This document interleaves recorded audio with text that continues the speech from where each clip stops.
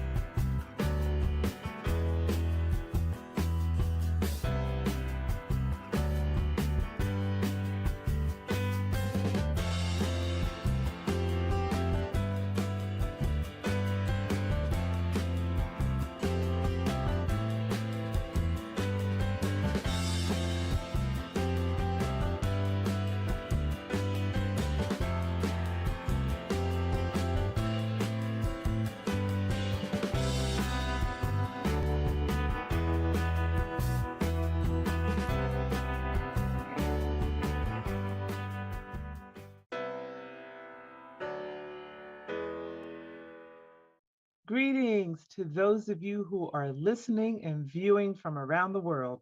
Welcome to My Journey with Paula G, where we are juggling this journey called life while each of us are walking in the gifts and talents that God has given us. If this is your first time on the journey, thank you all so much for joining us. We are so grateful that you have tuned in or you are viewing. If you are returning, welcome back. It's good to have you back, and we appreciate your continued support. I tell you all each and every week that time is precious. It is the one thing that you cannot get back. So, for you to think it not robbery to spend this time with us, we truly, truly appreciate it. We'd also like to thank and show our appreciation for our underwriters on this journey. Without them, we would not be able to bring you such quality programming. So we thank each and every one of our underwriters. And you know, underwriting is a great way to gain exposure for your business, product, or service while embracing the journey. So if you are interested in becoming an underwriter for My Journey with Paula G, you may email us at jerryroycelive@gmail.com or paula@paulagvoice.com. Please place in the subject line underwriting opportunities, and we will be sure to follow up with each and every one of you. Also, I invite you to stay connected with me via my website, paulagvoice.com, as well as social media across the board: Facebook, YouTube, Instagram, Paula G Voice, where you can stay connected on the journey as well. Well, before we talk with our guest today, I want to share with you a bit of Paula's perspective. And I have an excerpt here from my book, which is entitled My Journey to Lady Wisdom. Oh, disappearing. My Journey to Lady Wisdom After Midnight, which can be found on my website. Here we go. If you want to change the person that you are today, you must take a trip back through your past. Unlock the doors of hurt, the doors of anger, the doors of bitterness, the doors of unforgiveness. You must unlock all those doors that are harboring debilitating baggage in order to continue to move forward in freedom. I remember working with an administrator at one point, and she would tell us at the beginning of the year that each child comes through the door on the first day of school with an invisible suitcase. And it is our job to unpack that suitcase and to help the child through the 4 years. I was on the high school level, so through the 4 years of high school, navigate what is in that suitcase, unpack some of those things that need to be unpacked, help them to rewrite a new narrative if necessary so that they can move forward in their academic career as well as their personal lives. Each and every one of us comes to the table with an invisible suitcase that is full of the experiences from our past that manifest into our present, whether it's our mindset, our behavior, or what have you. So sometimes we do have to take a journey back to peel back some of those layers of those things that have not healed properly, to rewrite the narrative, to take the opportunity to heal properly so that we can move forward and be free from any of the hurt, the bitterness, the anger, or sometimes the depression. So I would encourage each and every one of you as you say your prayers, that you lift your petitions to the Lord and just ask for help on that journey for healing, because definitely in this day and age, with so much that is overwhelming each and every one of us, we all could use that prayer for a healthier future. So I hope that helped you, and that is Paula's Perspective. Well, it is time for our guest today, and our guest today is an author. She's a teacher. She is involved in spiritual wellness, and she's here to drop some nuggets on us today. She is Caterina Orr. Blessings to you, my sister. Thank you so much for joining us here on the journey. Thank you for having me. I'm excited to be here. Excellent, excellent. So you've been a busy, busy woman. So first of all, before we get started, tell us a bit about, the theme of our show is juggling this journey called life while walking in the gifts and the talents that God has given us. So share with us a bit of how the last couple of years, because at the time of this particular show, we are still engrossed, shall we say, in a pandemic. So share with us a bit of how you have navigated the last couple of years or so. Well, pandemic time, I think it was difficult, or and still is in some cases for everyone. But, I was blessed, first of all, with my career, that it was a easy move from office to home. I don't think it was so easy for students because, of course, we had to move to online learning. Um, but I just really took that time to work on me. It was a time where I had an opportunity to write my book or continue to write. I could reflect on my relationships with my husband and my children and my church family. So the pandemic overall it wasn't a good thing at all, but I was blessed to be able to use that time for the betterment of me, self care, relationships, even professional relationships. I was able to navigate those things as a result of the time that was given. Before, I was the interim department head of the African American Studies program at Valdosta State, and I didn't have time to do anything at all. I was kind of put in that position. It was definitely a blessing, but it was a position that I had never experienced before. It's extremely fast paced, and I was hanging with it. But Mhm. I think being able to come home like I was, first of all, I was able to appreciate how important it is to take time for yourself. Mhm. And secondly, I was able to do those things that I was able to do. So it sounds like you really utilize that time to regroup, refresh, restore, perhaps rest. And Yes, I think for so many, like you said, the pandemic itself was not necessarily a good thing, right. but how some of us were able to utilize it, there was some good that has come out of it.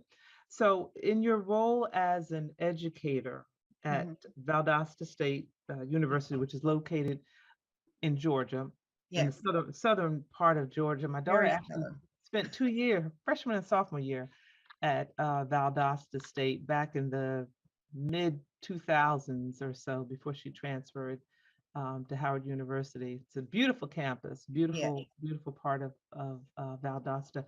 Share with us a bit more about what it is that you do at Valdosta State and why you're so passionate about it. I've been there 16 years, and Mhm. I actually started out in the English department. And after 4 years, I moved over to the African American Studies program, and I was there for 11 years. Mm. And that was the absolute best experience because I was able to influence African American students. Now, of course, it was diverse, and they weren't all African American students, but of course, the majority. And what I learned is those students who took those classes were already very aware of their identity. They were already aware of where they were, or their place rather, in society. So I was taking, I wouldn't say, this ball of clay. It was clay that was already developed and they just needed to be taken into it. I was able to craft a class based on Beyonce's Lemonade uh, Mhm. visual album. That was great. It got national attention, and we were able to form what we called the sisterhood. No name, no anything, and the only stipulation is or was you had to go through the class, and once you went through the class, you were automatically able to join this sisterhood, which grew into this forum we did that was always very well attended, Black Woman's Forum. So, Black images in film, a lot of different courses that I was given the liberty to craft, and they were always very well attended. Definitely passionate about being able to impart that knowledge um, to these what I like to call half grown, half grown. I'm twice grown, they're half grown people. And they were just like sponges, like receptacles. They were just taking it all in. And even today, I still have major relationships with many of the students. After I was interim head for a year, I went back to the English department, and teaching English is my love as well. Of course, as freshmen, it's a little different type of relationship. I almost have to be in um, the mama role with the ruler, The because that ruler. this pandemic really did something. Yeah, I mean, it did something to um, the freshmen coming in. They went through something, and so we're still having the remnants of that and having to work that out so that they can be back to where they need to be. Right. So, as teaching English, and I grew up in a Hmm. family of educators. My aunties were, if they weren't in nursing, they were teachers. And I can remember as a Right. child coming in and I'm all excited about telling them about, if I went to the fair, the circus, and I'm all excited. And every phrase, they are correcting my English so much so that when I try to get to the end of my story, I forgot what I said. And they're like, "What? Okay, child, what are you trying to tell us?" And I would have forgotten what it was I was trying to say Right. because they are correcting my English. So Yeah. in this season that we're in, you may have to help me with this. I am Hmm. struggling with, I think capitalization is becoming extinct, and punctuation. Need I go on? So Hmm. I mean, it Yeah. just disturbs my spirit. From the onset of texting language has Yes. infiltrated our standard English, if you will, and it's major because it has crept into these academic papers. I have a professional editing service as well, and it's the professionals, believe it or not, they do it as well. I don't think that they believe that standard English is as important as it used to be, but it's still used. You need a standard. You need a You standard. have to have this standard that everyone can identify with so that you can communicate with everyone that you want to identify with. So Mhm. it's difficult. It's difficult and Yeah. it's amazing. It's in my syllabus. Please don't use texting language in your writing, and it still creeps up, and they pay. They pay. Yeah, My they do students, I'm dearly. sorry, yeah, they pay for it.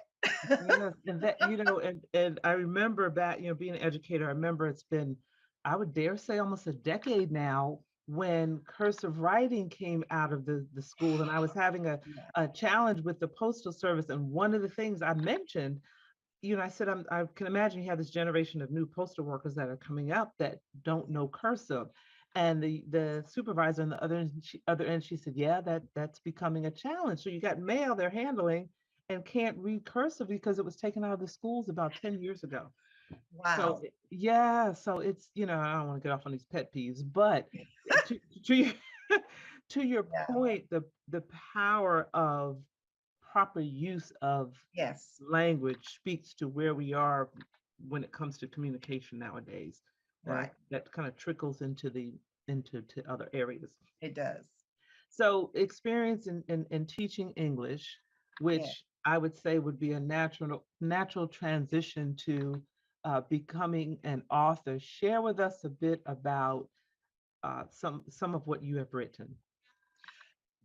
It's I write everything. It's funny because I've written screenplays and I often uh, put my screenplays into different writing competitions, Mhm. and even one in New York, the international competition, I was able to place in the quarterfinals.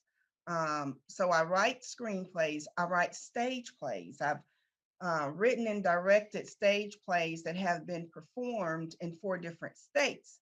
Mhm. And then I edited and published authors' works. And it's something because people would often call me an author and I would get annoyed. I'm not an author, I'm an Mhm. editor. I'm an Mm. editor, I'm a publisher, I'm not an author. Did not Mhm. think I wanted to write books at all. When you can write screenplays and stage plays, you just write action. It's just action, action, action. You don't have to Wow. describe the place.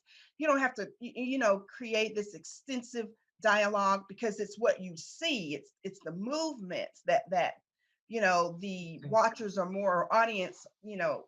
It's what they watch and want to see.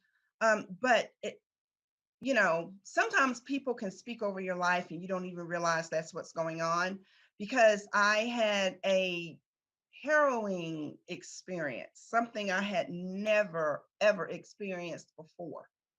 And the way that I was able to work through it was Mhm. to write. Mm. And I said, God, you really know, you're going to do what God wants you to do Right. one way or the other. He's Mhm. going to get you where he wants you to be. And I remember when I was going through that experience, I would say, Lord, just tell me what the lesson is. I promise you I will learn that lesson so Right. we can move past this. Well, it was to get me to write. And that's exactly what happened. And that was my journey to writing this book, Excellent. So tell us the title of the book, The Assistant. The Assistant, and can you just give us a little snippet of what it is about? It's about this uh, young, twice grown uh, African American woman, and she's juggling being a preacher's wife and working in higher education. And now she has this new challenge of being in administration that she's never done before, and the challenges that she has to face once she gets into that position. One of the main challenges being her assistant, but then there are others. Once she gets in this position, it starts bumping up against her faithfulness and being faithful to um, her church. And then to add just another whammy, um, there have been some department heads, African American women department heads, who have come up missing. One Mm. they found dead in the river. And Mm. now Felice is being harassed by the same group that they believe killed these other women. Oh my God. Some are still missing. So Right. that's the crux. That's a little bit of twist. And then also, in addition, spiritual wellness. Tell us a little bit about that. You know, okay. I'm kind of unorthodox, I think, when it comes to being a preacher's wife or a first lady. I just want to be called a preacher's wife because I just don't. First lady is fine, but it's not for me because I'm not first in anything. I'm struggling like to be the best Christian that I can be, like everyone else. And sometimes um, we don't want to talk about certain issues as Christians. And the issues that we don't want to talk about are the very issues that are keeping us sick, whether it's mentally or physically. Um, we don't want to talk about those issues. So I'm using this platform to dare talk about these issues that we don't want to talk about. Like one, Zora Neale Hurston said that Black women are the mules of the world, Mm. meaning that we carry all the burden. You don't really hear that when you are in a church setting, that women, Black women specifically, are the mules of the world, that we carry these burdens. We don't talk about that. So that's something I want to reach out and say, hey, we carry everybody's burden, but Jesus Christ says that even our burdens need to be laid at his feet. So we need to delve into some self-care, Some right? self-care.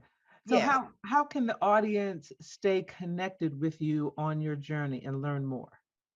I do have a website, cmchelenor.com.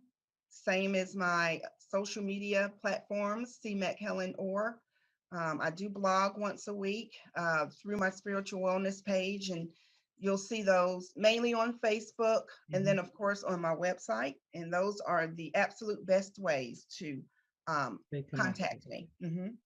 Excellent, excellent, because you have so many wonderful streams of Yeah. knowledge going on that can really inspire, can encourage, can empower, as we could all continue this journey called life. So thank you so much for Mhm. joining us on the journey. And ladies and gentlemen, we have come to the end of this episode. We thank each and every one of you for tuning in or listening. Our underwriters, we thank you for your continued support of my journey with Paula G.